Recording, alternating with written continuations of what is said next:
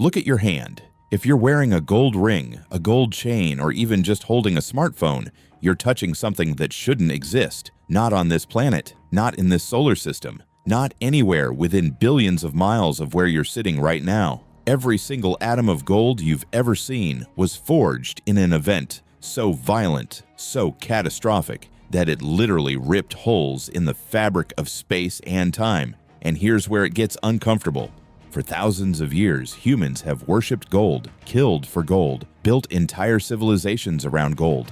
And we had absolutely no idea where it actually came from. We were wearing the debris of cosmic explosions around our necks and didn't even know it. So how is gold actually made?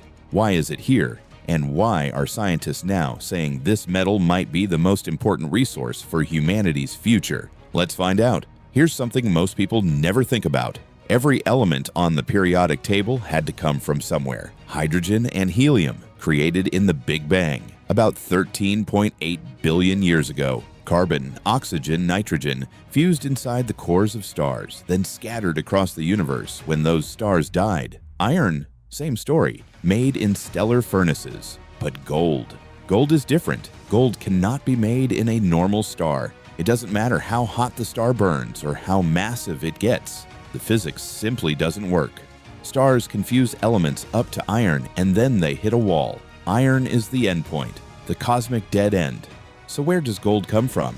This question haunted scientists for decades. They had theories, guesses, educated speculation, but no proof. Some thought it came from supernova explosions. Others proposed something far more extreme, the collision of neutron stars. A neutron star is what remains when a massive star collapses. Imagine squeezing something with the mass of our sun into a sphere only 20 kilometers wide. A single teaspoon of neutron star material would weigh about 1 billion tons on Earth. These objects are so dense, so extreme, that they warp space around them. Now imagine two of these cosmic corpses locked in a death spiral, orbiting each other faster and faster until they finally collide. The result is something scientists call a kilonova.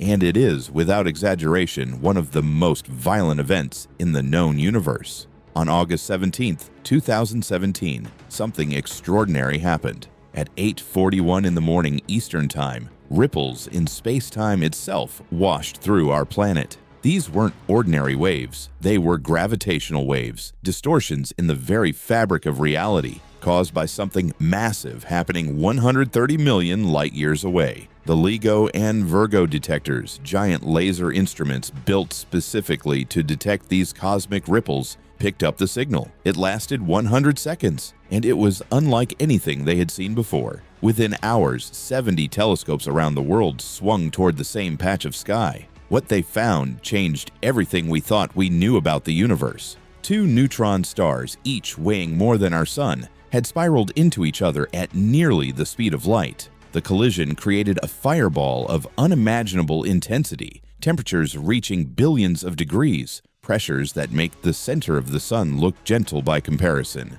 And in that chaos, something magical happened. Free neutrons blasted into space by the collision slammed together faster than they could decay. This process, called the R process or rapid neutron capture, built atoms heavier than iron in fractions of a second. Platinum, uranium, and gold.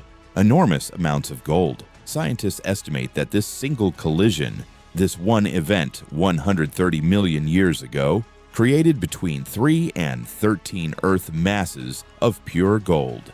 Let that sink in. Enough gold to make several entire planets out of the stuff. As one researcher put it, we were watching the universe's gold factory in action. For the first time, we weren't guessing, we were seeing. But here's where the story gets even stranger. If gold is made in neutron star collisions, how did it end up here, on Earth, in your jewelry box?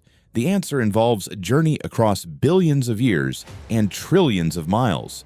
Billions of years ago, before our solar system existed, a similar collision happened somewhere in our region of the galaxy. The gold created in that ancient kilonova mixed with clouds of gas and dust drifting through space. When our solar system formed about 4.6 billion years ago, that gold was incorporated into the material that became Earth. But there's a problem. When Earth was young, it was basically a ball of molten rock. Everything was liquid. And gold, being extremely heavy and what scientists call iron-loving, should have sunk straight to the planet's core. All of it. There shouldn't be any gold accessible to humans at all, so why can we mine it? The answer is asteroids. About 4 billion years ago, during a period called the Late Heavy Bombardment, our planet was pummeled by space rocks. Massive asteroids, some as large as dwarf planets, slammed into Earth long after the core had formed. These cosmic deliveries deposited fresh gold and other precious metals directly into the crust and mantle, where they remained accessible. In other words, the gold in your wedding ring arrived by asteroid, delivered from space, billions of years after Earth formed. Scientists at the University of Bristol analyzed rocks from Greenland that are nearly 4 billion years old to prove this. They found that the composition of Earth's mantle changed dramatically after this bombardment. The evidence was unmistakable. Our accessible gold supply is alien, literally extraterrestrial. Here's a mind-bending fact. There's enough gold in Earth's core right now to cover the entire surface of the planet with a layer 4 meters thick. We just can't reach it. Now that we know where gold comes from, let's talk about what makes it special, because gold isn't just rare, it's genuinely weird. First, gold never corrodes. Never. While iron rusts, copper turns green, and silver tarnishes, gold just sits there, looking exactly the same as it did 5,000 years ago. There are gold artifacts from ancient Egypt that still gleam as brightly today as when pharaohs wore them. Why?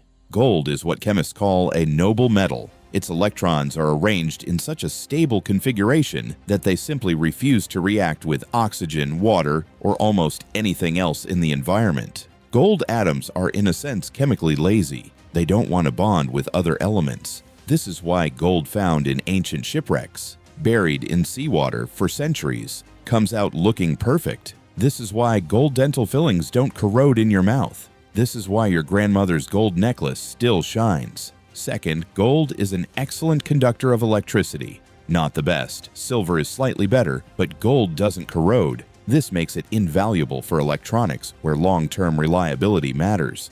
Third, gold is incredibly malleable. You can hammer 1 ounce of gold into a sheet thin enough to cover 100 square feet. You can draw it into wires finer than a human hair. This makes it perfect for the microscopic circuits inside your devices. Fourth, and this matters more than most people realize, gold is biocompatible. The human body doesn't reject it. This is why gold is used in dental work, medical implants, and increasingly in cutting-edge cancer treatments. No other metal combines all of these properties. Copper conducts well, but corrodes. Silver conducts better, but tarnishes. Platinum is stable, but far more expensive. Gold occupies a unique sweet spot that nothing else can match. And this brings us to why gold might be the most important metal for humanity's future. Your smartphone contains about 50 milligrams of gold. Doesn't sound like much, but multiply that by the 1 billion phones manufactured every year, and you're looking at 50 tons of gold just for smartphones. Add computers, satellites, medical equipment, and you begin to see the scale. The James Webb Space Telescope, the most powerful space telescope ever built, has mirrors coated in gold just 100 nanometers thick, about 1,000 times thinner than a human hair. Why gold? Because it reflects infrared light better than almost anything else, achieving 99% reflectivity.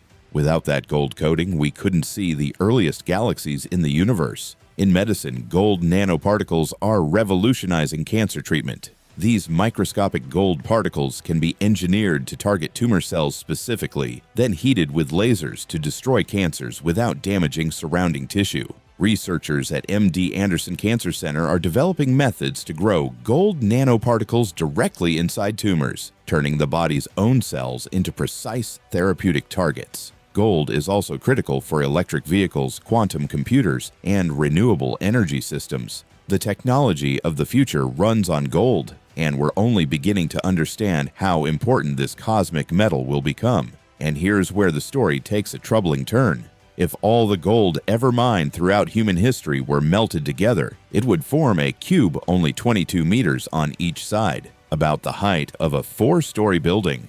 That's it. That's everything. According to the World Gold Council, approximately 216,000 tons of gold have been mined since the beginning of human civilization. 2/3 of that was extracted since 1950. We've been digging faster and faster, burning through deposits that took billions of years to form. The U.S. Geological Survey estimates that only about 54,000 to 64,000 tons of economically recoverable gold remains underground. At current extraction rates of roughly 3,000 tons per year, we could exhaust known reserves within 20 years. Some experts call this peak gold, the point where global production reaches its maximum and begins an irreversible decline. Major mining companies haven't discovered a significant new gold deposit in years. Ore grades are falling. In the 1960s, mines extracted over 10 grams of gold per ton of rock. Today, many operate on less than 1 gram per ton.